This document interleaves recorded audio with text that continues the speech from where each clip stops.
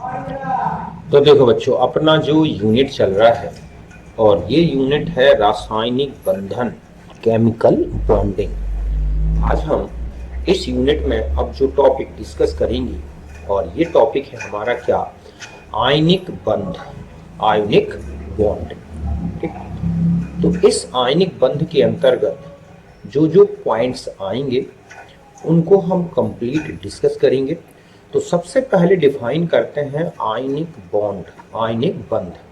तो देखो बच्चों, आयनिक बंध मीन्स एक ऐसा रासायनिक बंध जो दो परमाणुओं के मध्य इलेक्ट्रॉनिक स्थानांतरण के कारण, ठीक है, बनता है। उसको बोला गया है क्या बच्चों, आयनिक बंध। दो परमाणुओं के मध्य इलेक्ट्रॉन के स्थानांतरण के कारण बनने वाले बंध को बोला गया है क्या, आयनिक बंध। इसमें जो इलेक्ट्रॉन दाता परमाणु होता है वो तो धनावेशित होगा, और जो इलेक्ट्रॉन ग्राही होगा वो ऋणावेशित हो जाता है। और इनमें विपरीत आवेश के कारण एक स्थिर विद्युत आकर्षण उत्पन्न हो जाता है। इसी को बोला गया है क्या, आयनिक बंध। तो समझे बच्चों कि ऐसा रासायनिक बंध जो दो परमाणुओं के मध्य इलेक्ट्रॉन के स्थानांतरण के कारण बनता है उसको बोला गया है आयनिक बंध। जो परमाणु इलेक्ट्रॉन दान करेगा आयनिक बंध निर्माण में वो धनावेशित हो जाता है, और जो परमाणु इलेक्ट्रॉन ग्रहण करेगा मीन्स ग्राही परमाणु, वो ऋणावेशित हो जाता है। और इसमें विपरीत आवेश उत्पन्न हो जाता है आयनों के मध्य, और इन्हीं विपरीत आवेश के कारण एक स्थिर विद्युत आकर्षण बल उत्पन्न होता है, जिसको बोला गया है क्या, आयनिक बंध। ओके, एक एग्जांपल से समझते हैं। जैसे NaCl, NaCl का निर्माण कैसे होगा। तो देखो, Na का जो कॉन्फ़िगरेशन है 281 है ना। इसके बाद इसके पास जो है एक इलेक्ट्रॉन एक्स्ट्रा है ऑक्टेट से, और क्लोरीन का है 287। इसको एक इलेक्ट्रॉन चाहिए ऑक्टेट को पूरा करने के लिए।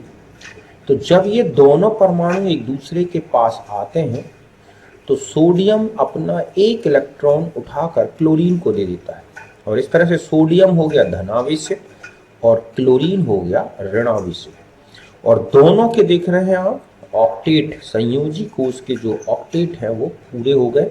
और इस तरह से ये जो अपोजिट आयंस बने चार्ज वाले, इनके बीच में ये जो एक अट्रैक्शन, एक इलेक्ट्रोस्टैटिक अट्रैक्शन वर्क करता है, हम इसी को बोलते हैं क्या, आयनिक बॉन्ड। ठीक है।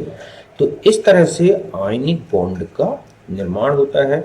और भी अदर एग्जांपल्स देखना है तो जैसे NaBr है, Na सोडियम इलेक्ट्रॉन दाता, Br ब्रोमीन इलेक्ट्रॉन ग्राही, तो Na+ और Br-, इस तरह से चार्ज आएगा, है ना।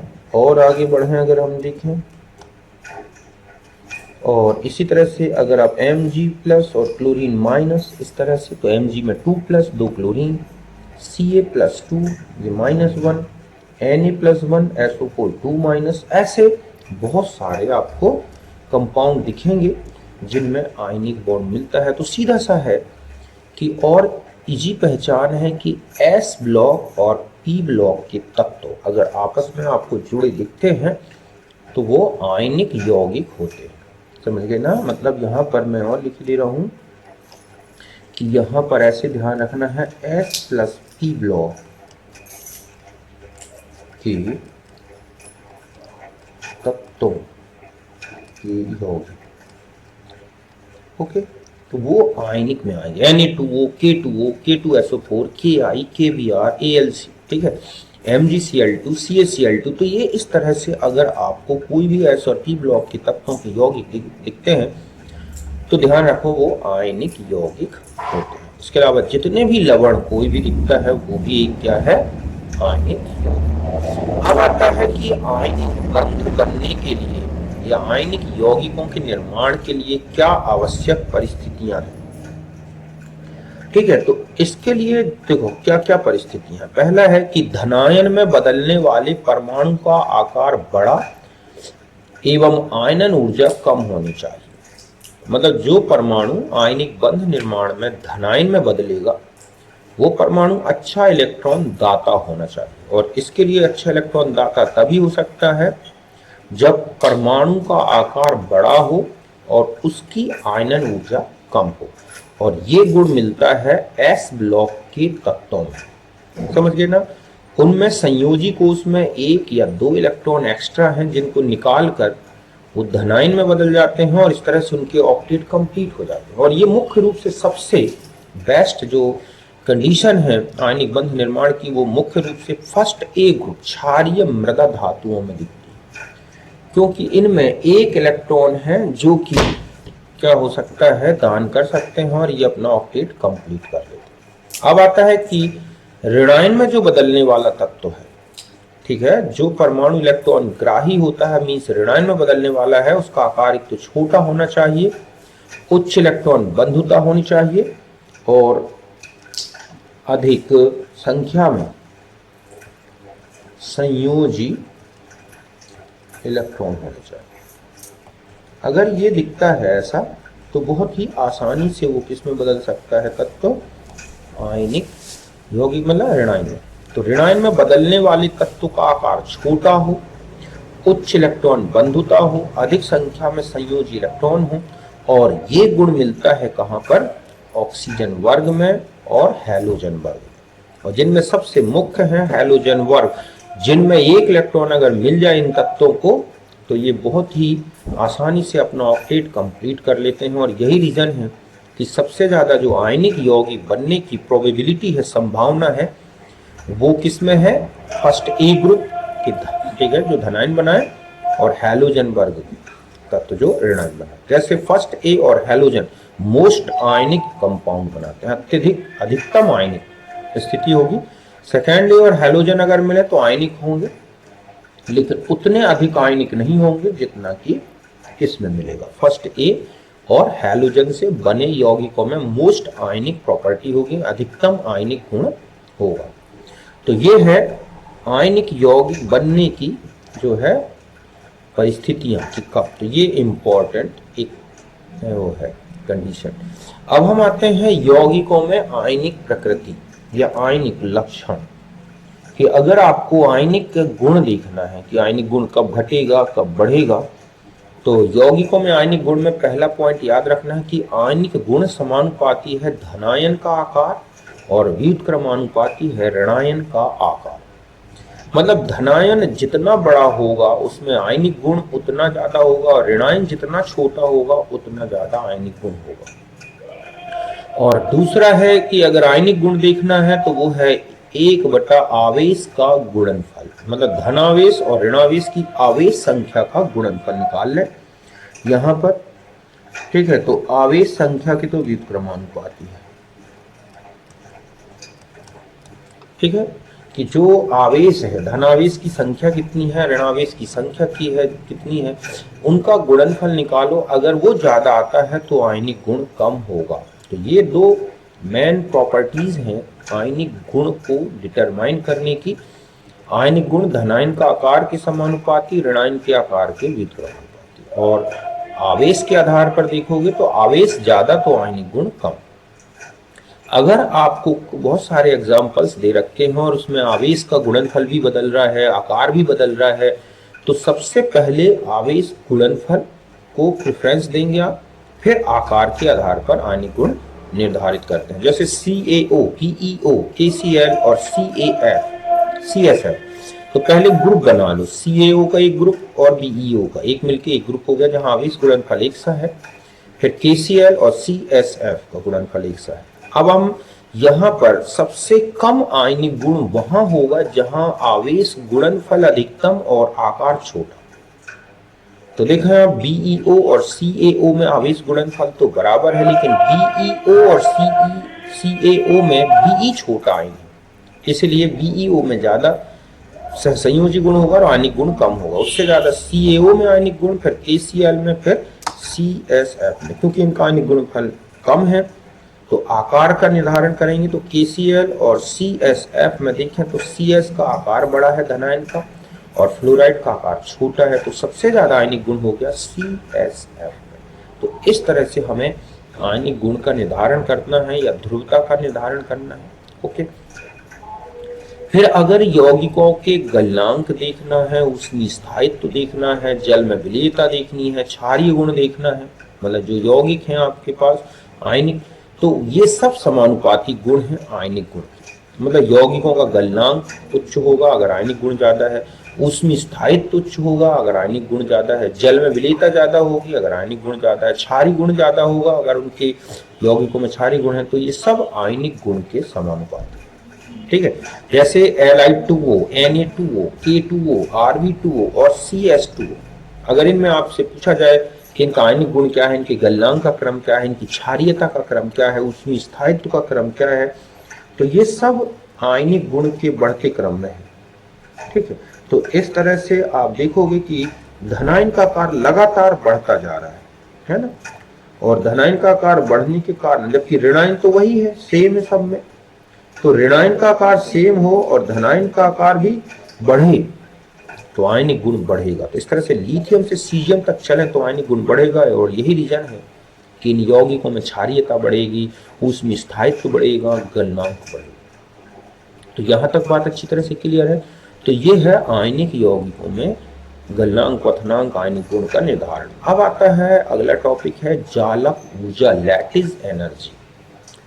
तो देखो, जालक ऊर्जा, लैटिस एनर्जी मतलब आयनिक यौगिकों का एक मोल ठोस अवस्था में अपने अवयवी आयनों से निर्मित होता है। तो जो ऊर्जा उत्सर्जित होगी उसे जालक ऊर्जा कहते हैं। समझ गए ना कि एक मोल आयनिक यौगिक को ठोस अवस्था में बनाया जाए, किससे? उसके अवयवी आयनों से, कि गैसीय अवयवी आयनों से, मतलब बिल्कुल पृथक स्वतंत्र आयनों से। तो जो ऊर्जा उत्सर्जित होती है उसे बोलते हैं जालक ऊर्जा। या फिर उल्टा भी होता है कि एक मोल आयनिक सॉलिड लिया जाए, ठीक है, और उसको इतनी ऊर्जा दी जाए कि उसके अवयवी आयन, जो घटक आयन है, वो पूर्णतः एक दूसरे से स्वतंत्र होकर बिल्कुल अलग हो जाए। तो इस प्रक्रम में जितनी ऊर्जा की आवश्यकता होगी वही है जालक ऊर्जा। आयनिक यौगिकों के एक मोल को ठोस अवस्था में अपने गैसीय आयनों से निर्मित किया जाए, या एक मोल ठोस को उसके अवयवी गैसीय आयनों में तोड़ा जाए, तो जो भी ऊर्जा परिवर्तन होगा उसे बोलते हैं जालक ऊर्जा। जैसे Na प्लस गैस और Cl माइनस गैस से एक मोल NaCl बने 58.5 ग्राम, तो इतनी ऊर्जा उत्सर्जित होगी 788 किलो जूल पर मोल।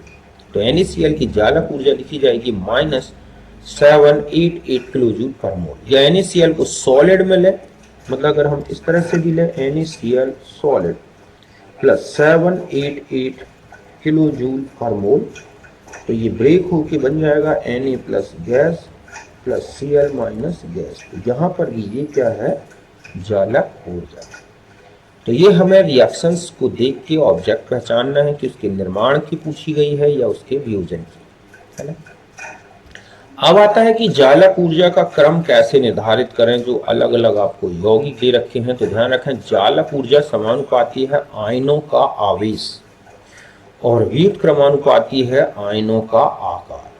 समझिए ना कि जालक ऊर्जा समानुपाती है आयनों का आवेश और व्युत्क्रमानुपाती है आयनों का आकार। जैसे लिथियम क्लोराइड से चले हम, lithium chloride, sodium chloride, KCl, RbCl, CsCl, तो यहाँ धनायन का आकार निर्धारित कर रहा है जालक ऊर्जा को, क्योंकि ऋणायन तो सब में एक सा है।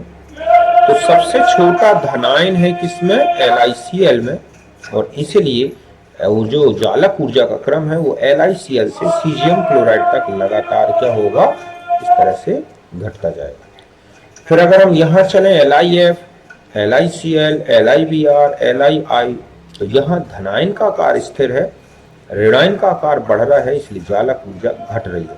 तो सबसे ज्यादा जालक ऊर्जा आपको दिखेगी LiF, उससे कम LiCl, उससे कम LiBr।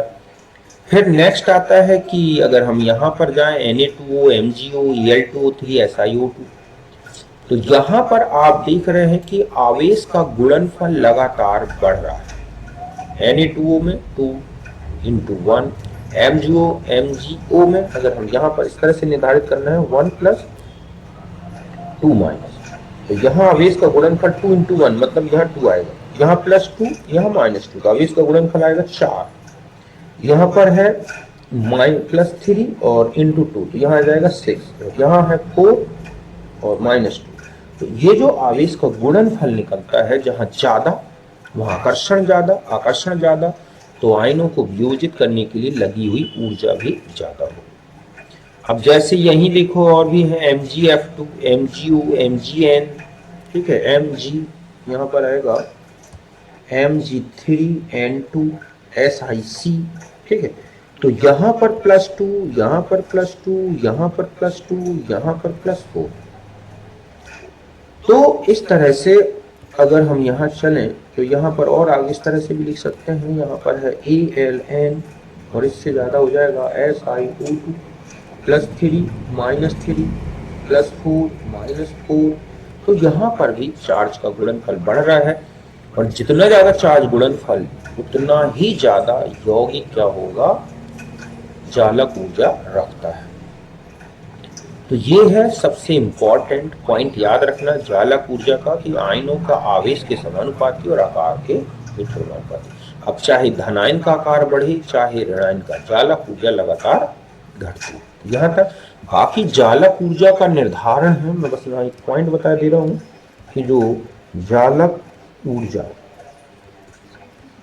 का निर्धारण जो किया जाता है वो है बॉर्न-हैबर चक्र, जो आप थर्मो में डिटेल में पढ़ो, यहाँ नहीं है अभी। तो इस तरह से बॉर्न-हैबर चक्र से किया गया है, जो कि इस पे आधारित है हैस के ऊष्मा संकलन नियम से, जिसने ये कहा है कि आयनिक यौगिक को चाहे एक स्टेप में बना लो चाहे मल्टी स्टेप में, होने वाले दोनों स्टेप्स में जो एनर्जी चेंजेस हैं वो बिल्कुल बराबर है। इसी बेस पर निकाला गया है बॉर्न-हैबर साइकिल से चालक ऊर्जा का मान, ठीक है। अब हम आ जाते हैं जो आयनिक यौगिक हैं उनके गुणों के बारे में, कि आयनिक यौगिकों में क्या क्या गुण होते हैं। तो देखो, आयनिक यौगिकों के गुणों में पहला है भौतिक अवस्था। तो सभी आयनिक यौगिक रंगहीन क्रिस्टलीय ठोस होते हैं, देखा होगा, नमक है, अमोनियम क्लोराइड है, या लैब में जो भी कलरलेस सॉलिड दिखता है वो सब आयनिक यौगिक को व्यक्त करता है। डी ब्लॉक के रंगीन आयनिक यौगिक भी बनाते हैं, लेकिन एस ब्लॉक, पी ब्लॉक के जो आयनिक यौगिक बनते हैं वो ज्यादातर रंगहीन होते हैं, इसलिए ठोस होते हैं, भंगुर होते हैं, बहुत ही कठोर होते हैं। गलनांक क्वथनांक की बात करें तो आयनिक बंध में आयनों के मध्य प्रबल आकर्षण होता है, इसके कारण इनके गलनांक क्वथनांक उच्च हो जाते हैं, क्योंकि इनकी परमाणविक ऊर्जा का मान उच्च होता है, एंथैल्पी का मान। तो इस तरह से इनके गलनांक क्वथनांक भी अति उच्च होते हैं। जैसे नमक लगभग 1000 डिग्री पर ही पिघलता है। विलेयता की बात करें तो आयनिक यौगिक जल में पूर्ण विलेय है, क्योंकि जल में जाकर ये आयनों में टूट जाते हैं और फिर जल के अणु में जल योजित कर लेते हैं, इसलिए आयनिक यौगिक जल में पूर्ण विलेय होते हैं। जबकि कार्बनिक या अध्रुवीय विलायकों में विलेय नहीं होते। आप नमक को पेट्रोल या डीजल में घोलोगे, नहीं घोलेगा, पानी में इजी घुल जाएगा। क्यों? क्योंकि आयनों को एक दूसरे से आकर्षण हटाना है तो जल योजन होना जरूरी है, विलायकन होना जरूरी है, और इस तरह से जल के अणु उनको जल योजित करके एक दूसरे से अलग कर देते हैं। विद्युत चालकता की बात करें तो ये ठोस अवस्था में विद्युत के कुचालक हैं, क्योंकि आयन बंधे होते हैं, मतलब आयनों को जो है एक दूसरे से अलग नहीं किया जा सकता। ये है तो आयन जो है यहाँ पर बहुत ही दृढ़ता से बंधे होते हैं, और यही रीजन है कि जो है विद्युत के कुचालक हो जाती है ठोस अवस्था। लेकिन गलित या विलयन अवस्था ले लें तो गलित में भी हो या विलयन में आयन एक दूसरे से अलग हो जाते हैं, वो गतिशील हो जाते हैं, और यही गतिशील आयन विद्युत का चालन करते हैं। मीन्स आयन मुक्त होने के कारण ये विद्युत का चालन करते हैं। फिर आती है समवयवता। तो आयनिक बंध अदिशात्मक है। अदिशात्मक का मतलब है आयनिक बंध प्लस में है, मतलब आयनिक बंध में अगर धनायन है तो ऋणायन को एक दूसरे से आकर्षित करने के लिए किसी पर्टिकुलर डायरेक्शन की जरूरत नहीं है, दिशा की जरूरत नहीं। एक धनायन ऋणायन को कहीं से भी आकर्षित कर सकता है, और इस तरह से बंध अदिशात्मक होने के कारण इनमें किसी भी प्रकार की जो समवयवता है, चाहे वो संरचनात्मक हो चाहे त्रिविम हो, इनमें समवयवता नहीं मिलती, किंतु ये समरूपता और बहुरूपता के गुण दर्शाते हैं। समरूपता का मतलब है विभिन्न क्रिस्टलों की समान संरचना एवं संगठन, ठीक है। और बहुरूपता का मतलब है एक ही आयनिक यौगिक के अनेक क्रिस्टलीय संरचनाएं, ठीक है, अनेक क्रिस्टलीय संरचनाएं। तो उसे बोलते हैं बहुरूपता। जैसे देखो, और ऊष्मीय रूप से अधिक स्थायी होते हैं। जैसे हम ये देखें FeSO4 7H2, MgSO4 7H2, ZnSO4 7H2, तो ये सब समरूप है। और इस तरह से इनकी संयोजकता, इनका संघटन है ना, इनके सूत्र, ये सब आप एक से लिख रहे हैं, तो ये समरूप कहलाएंगे, समरूप आयनिक यौग। और CaCO3 और CaCO3 एक कैल्साइट के फॉर्म में, एक अरिगोनाइट के फॉर्म में मिलता है, ये बहुरूप है। मतलब एक ही क्रिस्टलीय यौगिक की कई संरचनाएं, क्रिस्टलीय संरचनाएं मिलती हैं, तो वो है बहुरूपता। ठीक इसी तरह से आप देखोगे ZnS, ठीक है, जिंक ब्लेंड स्ट्रक्चर भी मिलता है, वर्ट जाइट स्ट्रक्चर भी मिलता है उसका, तो वो भी एक क्या है, बहुरूप है ना। अगर अपरूपता की बात करें तत्वों में, अगर अपरूपता, तो वो भी एक बहुरूपता का ही रूप है। क्यों? क्योंकि उसमें एक ही तत्व कई क्रिस्टलीय संरचनाएं बनाता है। जैसे कार्बन है तो डायमंड भी होता है ना, ग्रेफाइट के फॉर्म में भी होता है, फुलरीन के फॉर्म में, तो इस तरह से ये कहलाती है बहुरूपता। तो ये था कुछ आयनिक बंध, आयनिक यौगिकों के बारे में। और इसमें सबसे इंपॉर्टेंट पॉइंट एक तो यही याद रखना है, समवयवता वाला, दूसरा है जालक ऊर्जा का क्रम, और आयनिक यौगिकों में आयनिक लक्षण। इस तरह से हमारा एक टॉपिक आयनिक यौगिक कंप्लीट हुआ। तो अच्छी तरह से ध्यान रखना है, आयनिक यौगिक S और P ब्लॉक के तत्वों से बनते हैं। इसके अलावा कोई भी लवण दिखता है जहाँ रेडिकल्स जुड़े हों, plus minus, acidic radical, basic radical आपस में जुड़े हैं, तो वो भी सब क्या हैं, आयनिक यौगिकों के, मतलब जितने भी लवण हैं वो सब भी क्या हैं, आयनिक यौगिक। बात क्लियर है? तो यहाँ तक था आज हमारा टॉपिक आयनिक बंध के बारे में। फिर मिलते हैं नेक्स्ट में, जिसमें हम सह संयोजी बंध का कंप्लीट डिस्कशन